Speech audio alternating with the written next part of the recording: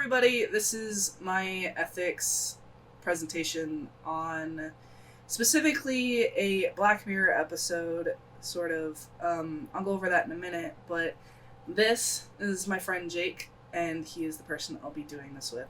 So, to get into it, I guess, to summarize the episode I'm specifically talking about is called Be Right Back. It goes over this love relationship between a male and a female. The boy dies.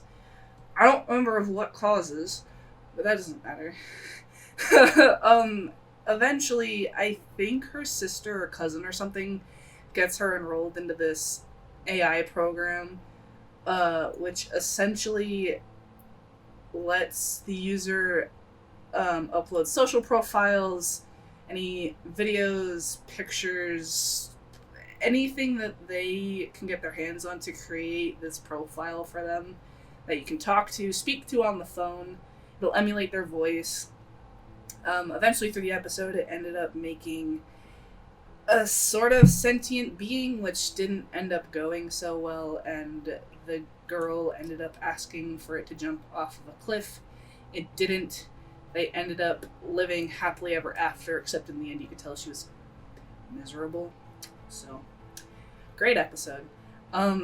But I wanted to do this podcast on this specifically just because AI is an interesting topic in itself, and AI being able to absorb personal identifiable information, kind of terrifying, I guess, in a nutshell, but well, at that point, is it an AI anymore? Is it just a copy of the person? You would use AI to build it, but I guess... Does that mean there's a base model of the AI? Is that just like a personless person?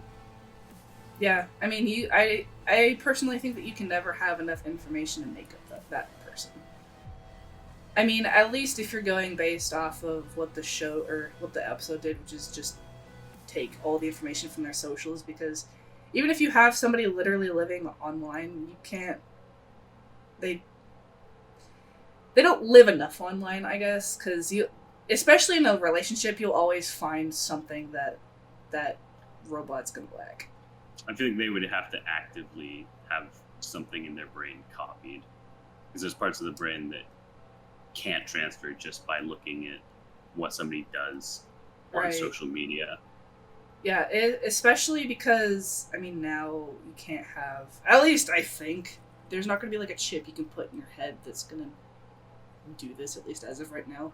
I don't think not a lot of people at least are willingly going to accept this anyways, because it's way new technology. I feel like there's a lot more things that we need to be worried about before that becomes a thing, but... I mean, it becomes a question of, is that where people can live on, in theory, forever? If you can copy somebody's entire being or as much of it that you can recognize and talk to them and they can talk back, have you made a copy of that person? Which is slightly terrifying, because I can say if I was the one who was copied, if I had known about it beforehand, it might be a little easier, but if I hadn't known that it was going to happen beforehand, I feel like going from living, breathing person being told, I live in a computer now, the real me is dead, I'm a copy of me, I feel like I would have quite the breakdown. Yeah, especially just because there's no communication telling you, hey, this is what's happening. You're just finding out after the fact, and that's just not fair to you either. But I guess another point to this is the security implications of this. I feel like with every new technological advancement in general does not come with...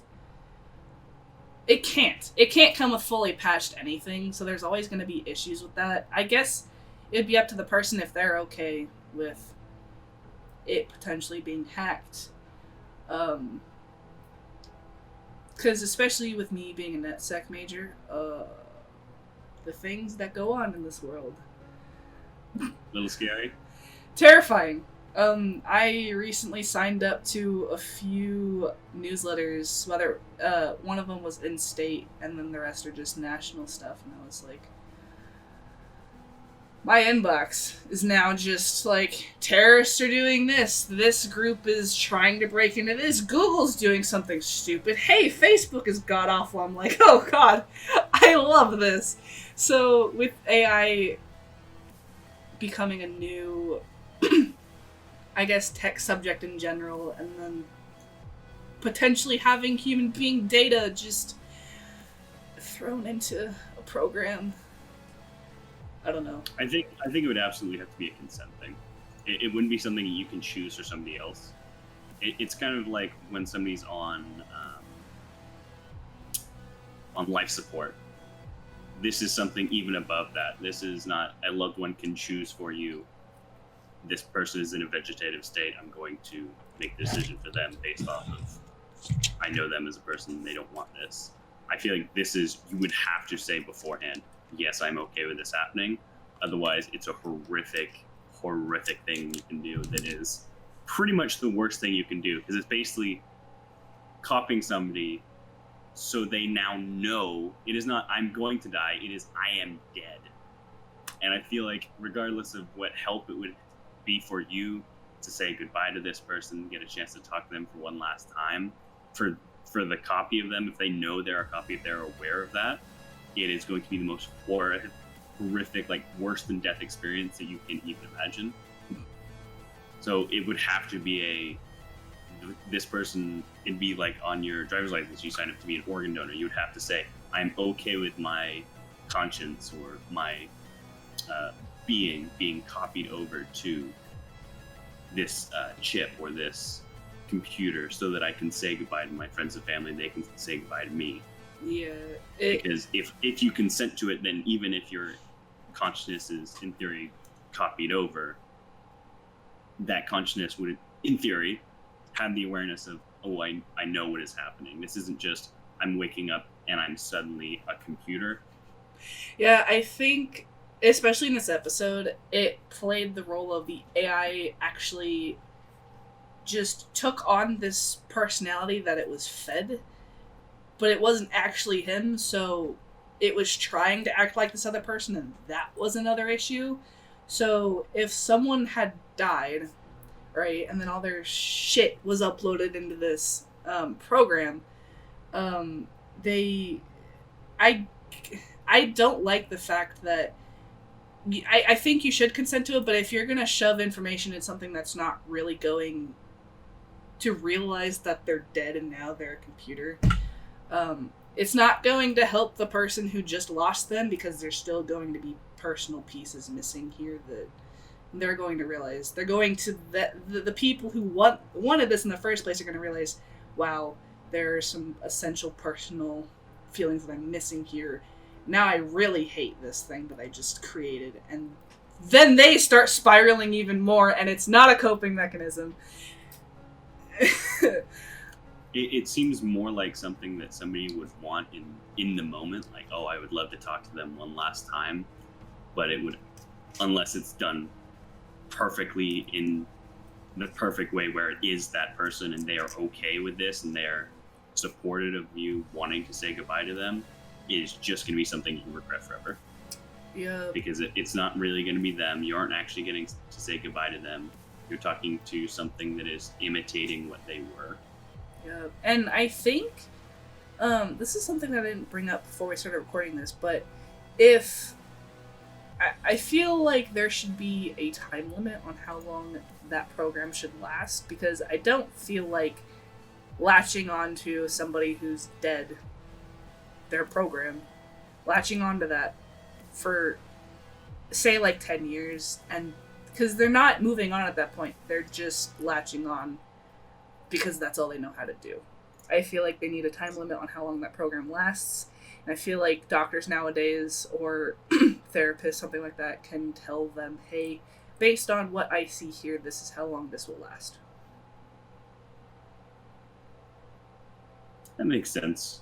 My only question then would be how much intelligence would this AI have? Would it be designed to be unaware and just be a voice? It's effectively like a Google engine that has been given a voice where you ask it something, you say something to it, and it searches its data banks and tries to find a response?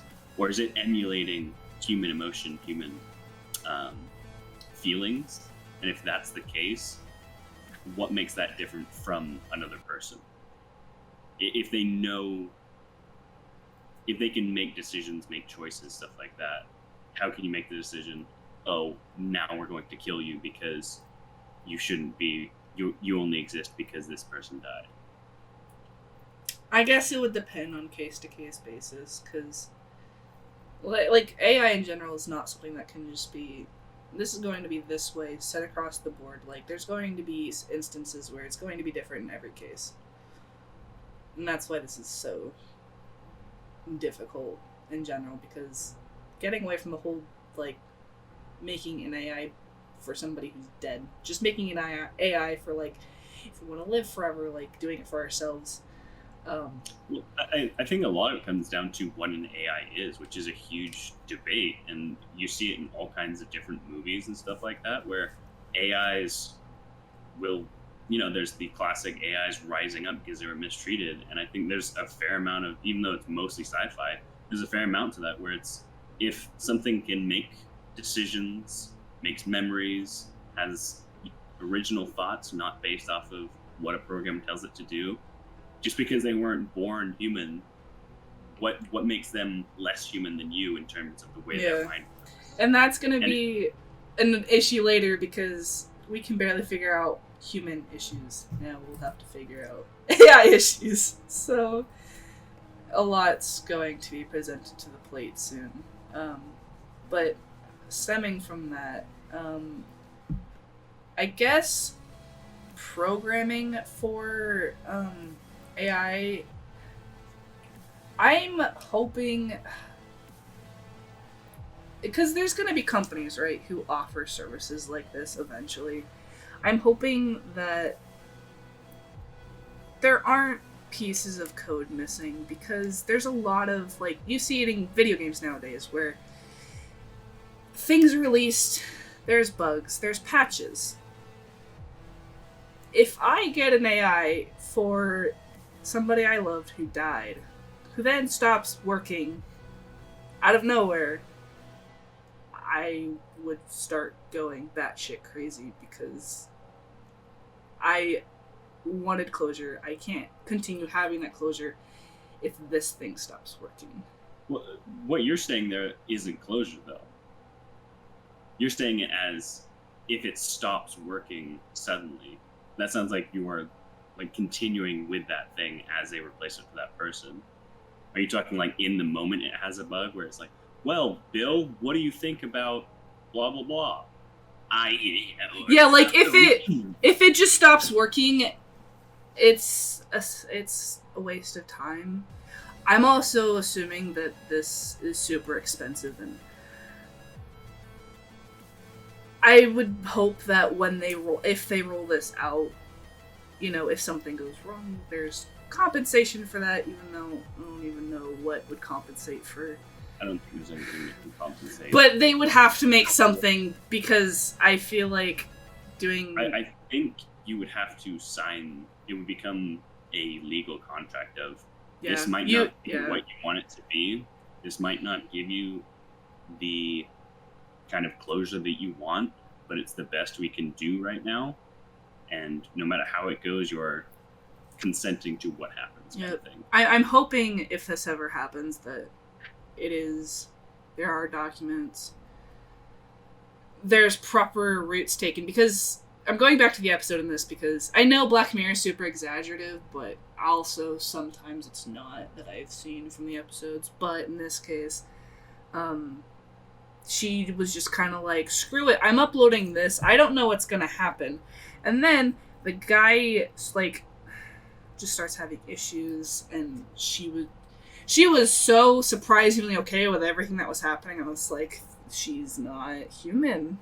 But I think what it comes down to at that point is grief, which I think there would have to be measures in place where you cannot do this out of grief.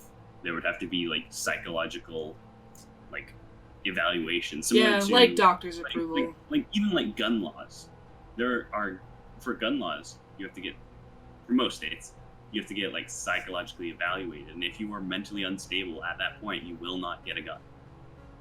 Legally, you will not get a gun. I definitely think that should be the case too, because otherwise, they're just going to damage themselves more when there's somebody's in a weak, like damaged state like that. They're just going to be struggling and reaching out for anything to make them feel better, and they're not going to care what they break down, what doesn't work. They're going to just throw everything at it to make themselves feel better, because that's how grief works.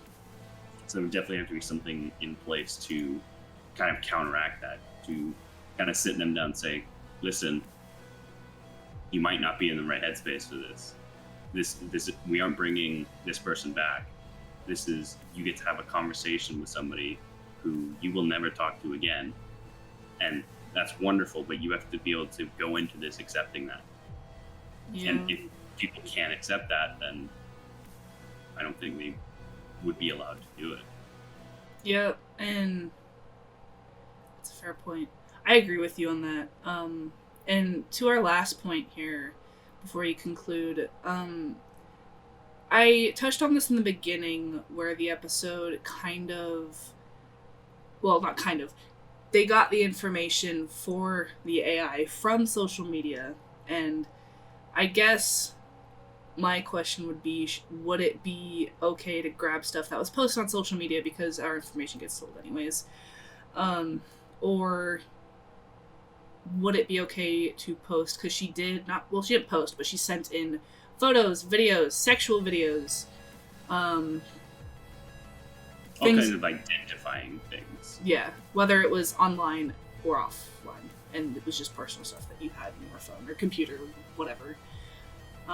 Where should the line be drawn for that? Or should there be a line drawn for that? I think that does come back to the kind of consent after death thing. It's the same thing as you have to sign up to be an organ donor. People can't just take your organs when you die. If you leave a will that says, I would like to be cremated, I'd like to be buried, I'd like to be pushed out to sea on a raft and set on fire, Viking funeral. There's legal binding like clause to that, where if you write it down, if you say this is what I want, they have to go to court to make a legal case that what you actually wanted is not what is in the will anymore.